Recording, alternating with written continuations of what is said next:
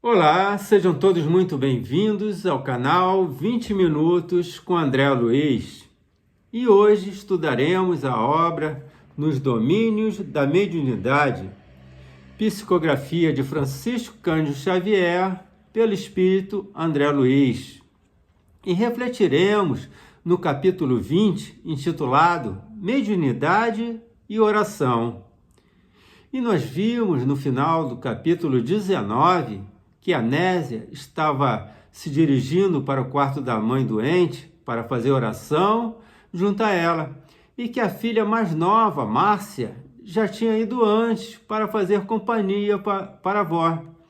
Vamos ver aqui a descrição de André Luiz até o quarto, onde está a Dona Elisa, que é a mãe de Dona Anésia. Em estreito aposento, uma senhora aparentando 70 anos acusava aflitiva dispneia. A pequena Márcia, agindo um leque improvisado, propiciava-lhe ar fresco. Ao lado da enferma, porém, uma entidade de aspecto desagradável exibia estranha máscara de perturbação e sofrimento, imantando-se a ela e agravando-lhe os tormentos físicos. Tratava-se de um homem desencarnado, demonstrando no olhar alienação mental evidente. Enquanto Anésia se acomodou junto à doente, com inexcedível ternura, procurando esquecer-se de si mesma para ajudá-la, Aulus informou prestimoso: temos aqui nossa irmã Elisa, em avançado processo liberatório. Vive as últimas horas no corpo carnal. E este homem de triste apresentação que lhe guarda a cabeceira? Perguntou Hilário, indicando a entidade que não nos via. Este é um infortunado filho de nossa veneranda amiga, há muitos anos distanciado da experiência física. Teve a infelicidade de chafurdar no vício da embriaguez e foi assassinado numa noite de extravagância. A genitora, porém, dele se recorda como a um herói, e evocá-lo incessantemente retém o infeliz ao pé do próprio leito. Ora essa, por quê? O assistente modificou o tom de voz e recomendou-nos serenidade. Analisaríamos o caso em momento oportuno. O problema de Anésia pedia colaboração imediata. Vamos lembrar que ela, por estar o tempo todo lembrando do filho, em sintonia com ele, ela está fazendo com que ele fique junto a ela, embora ele seja um espírito que precisa de ajuda, que precisa ser socorrido, que vamos ver mais para frente que ele não conseguiu se libertar do vício da embriaguez. E no plano espiritual, por causa dos delírios de abstinência pela falta do álcool, ele voltou a se ligar aqui no planeta e vampirizar aqueles que bebem porque não conseguem largar o vício do álcool. Então, trata-se de um espírito mergulhado em terríveis sofrimentos, tornando-se uma situação muito difícil, ficando ali ligado junto a esta senhora, que foi a sua genitora na última encarnação, e também porque ela é a obsessora dele, pois é ele que é evocado, a ele que ela evoca, chamando-o o tempo todo. Então, vamos agora com Aulus, descrevendo Anésia, que ele quer analisar primeiro o seu problema. Realmente, a própria senhora, de fisionomia fatigada, acariciava a enferma com palavras de amor, mas Dona Elisa parecia alocada, distante. Anésia desfez-se em lágrimas.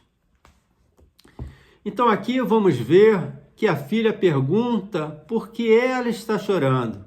E a menina não sabe dos problemas que a mãe está tendo em relação ao pai. E a menina convida a mãe para orar. E aí Dona Nésia chama as duas filhas mais velhas também para virem fazer a oração junto com elas. Mas as filhas têm uma festa de aniversário para ir e não comparecem. E continua. A dona da casa sentou-se rente à enferma e, acompanhada pela atenção da filhinha, pronunciou sentida a prece. À medida que orava, funda modificação se lhe imprimia o mundo interior. Os dardos de tristeza que lhe dilaceravam a alma desapareceram ante os raios de branda luz a se lhe esterilizarem do coração. Desde esse instante, qual se houvera acendido uma lâmpada em plena obscuridade, vários desencarnados sofredores penetraram o quarto, abeirando-se dela à maneira de doentes solicitando medicação.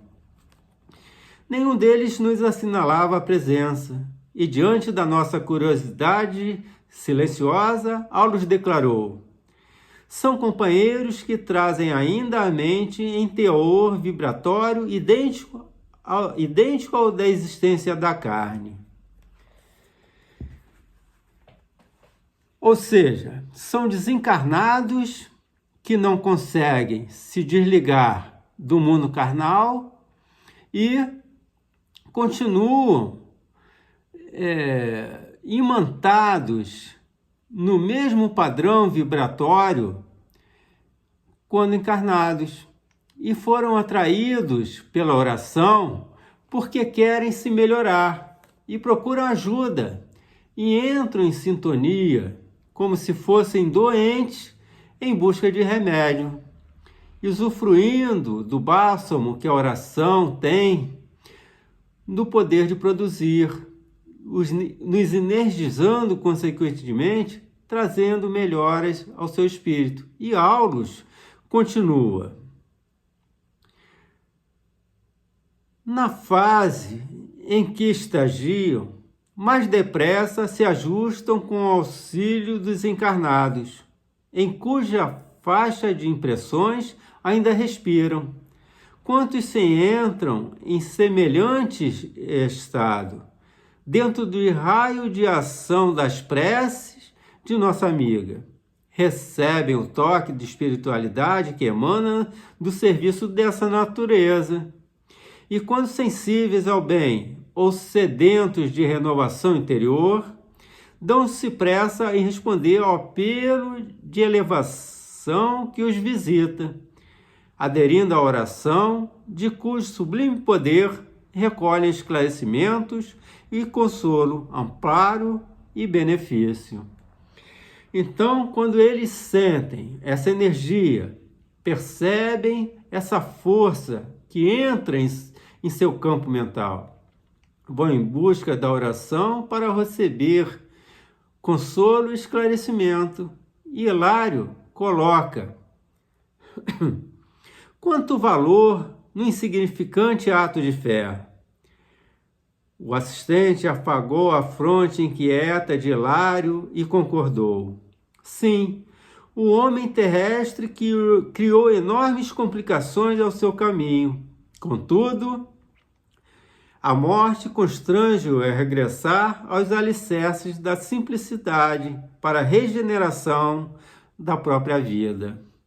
Vejam que uma oração sincera, feita de coração e com fé, é um bálsamo, uma energia que modifica por aqueles que estão necessitados e são atraídos por essa oração.